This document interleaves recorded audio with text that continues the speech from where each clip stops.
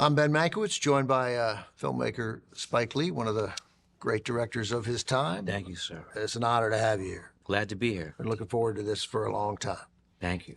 Spike has programmed a double feature. We just had from 1957, Facing the Crowd, written by Bud Schulberg, directed by Elia Kazan. Up next, co-written by Billy Wilder, directed by Wilder, Kirk Douglas stars in Ace in the Hole. This film, like A Face in the Crowd, is so far ahead of its time. Kirk Douglas plays a reporter. He loses a job in the big city, New York, comes out, gets a job in New Mexico, barely getting by, and he comes upon a story that he gets lucky. A guy named Leo Minosa is digging in a cave. It's a burial ground. A burial ground, right. Inside a cave, and there's a collapse, and he's trapped. Tell me, Leo, how'd it happen? I guess I crawled in too far this time. You've got to find a good one. Back there, it's pretty well cleaned out. But I found me a beauty. Worth $50 any day. Then the whole floor caved in under me. I guess maybe they didn't want me to have it. It's a baby stuck in a well story, right? Like, we're going to get the guy out in time. And Kirk Douglas recognizes this as his opportunity. Again, chasing... To get back to New York. Get back to New York, get back to the big time, He talks about, I want to go back to Broadway, Yogi Berra, Right. the Yankees. I want to get back to the big time. Right. He's less interested in telling the truth about the story and more interested in he's the first person chasing the money. Then everybody starts chasing the money, because what develops then as this story goes on and on is it National story. becomes a national story. But he's the only one that's allowed to go into the mountain. And talk to this guy. And talk to this guy. Talk to Leo, yeah. And it's a carnival atmosphere. They're selling corn dogs. It becomes an event. People are coming. Tourists are coming to the town just to see the story about the man trapped in the cave. And audiences around the country were not interested in this movie. They were not feeling it. Because Billy Wilder was showing you, this is America. Yeah. And they weren't, 51, they weren't buying that. It's written by Walter Newman, Lester Samuels, and Billy Wilder. Give them all credit for this really great screenplay. But this was, to me, this is my favorite Wilder film. I don't know if it's his best. More than Sunset Boulevard? More than Sunset Boulevard, more than Double Indemnity, more than Stalag 17. Don't get me wrong, I love Billy Wilder. I mean, one after another. Great director. Right. And I got the chance to meet him and talk for like 2 hours. He was signing all my stuff. You brought in, so you had Billy Wilder sign stuff? Yeah. Hello, may I speak to Billy Wilder? We'll connect you now. You just called the main number at Paramount? Yes. They put me straight into him. He picked up the phone.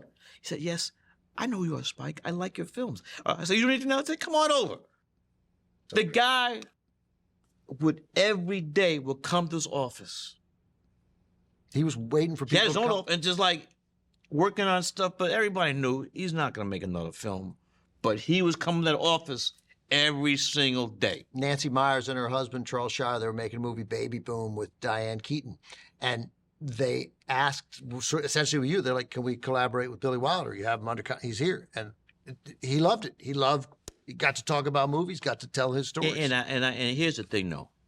If you're a great athlete, artist, filmmaker, you get to an age and you think, do people remember who I am? Am I just like an old fuddy-duddy? And then when people acknowledged, like the first time I met Kazan, he was on the Upper West Side. He's living in a flat. I had to walk like 8 flights up the building. You had to walk up There was no elevator in the building. Kazan lived in a building with no elevator? Yes. Man. And Bud Schulberg, connected us. And I must have stayed there for 5 hours, man, because they know they're not going to be around long, but they just get, they're just acknowledgement, like I'm not forgotten. And the same thing with Kazan, I saw Billy Wilder in his office on the lot. Yeah. Let's watch the movie. From 1951, co-written by Billy Wilder, directed by Billy Wilder, Kirk Douglas, Jan Sterling, Ace in the Hole.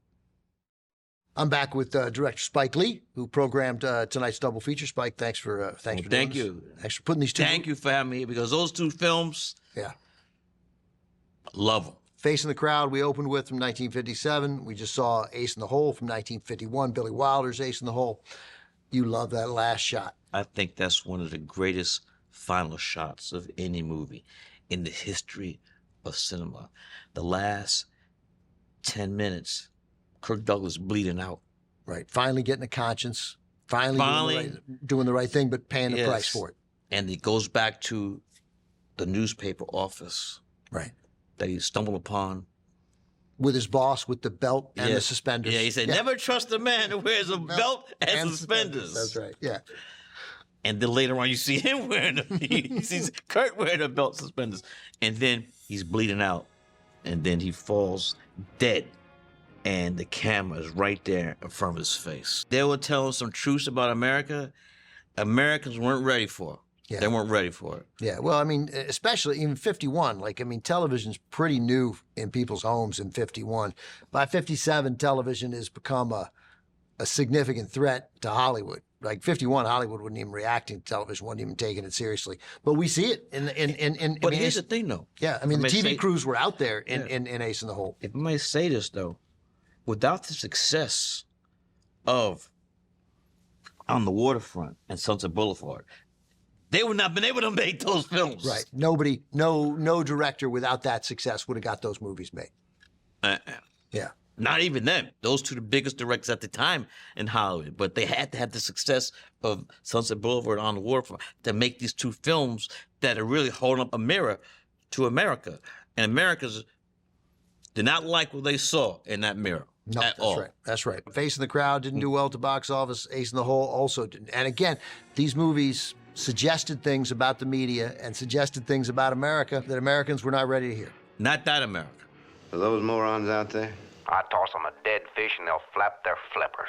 The circus is over. To say these movies are still relevant today is a gigantic understatement. You could just change a couple of things and tell the same story. They had the crystal ball. Spike, thank you. This was great. Thank you. And thank you for watching this, because these are two of my favorite films. You teach these films to your class? Yes, I showed this to my class, graduate film school. And we have very good discussions after we show these films. Well, I'm glad you're showing it to young people, getting them interested in these films. Thank you. They're great films. And as I said before, the first day of class, I tell them, I'm going to show you films that were made before you were born. And they might be in black and white. There was some great SH made before you were born. Thank you for doing that. Spike Lee, everybody. Peace and love. Spike's done for the night, but the movies, of course, continue on TCM. And as always, they are uncut and commercial free.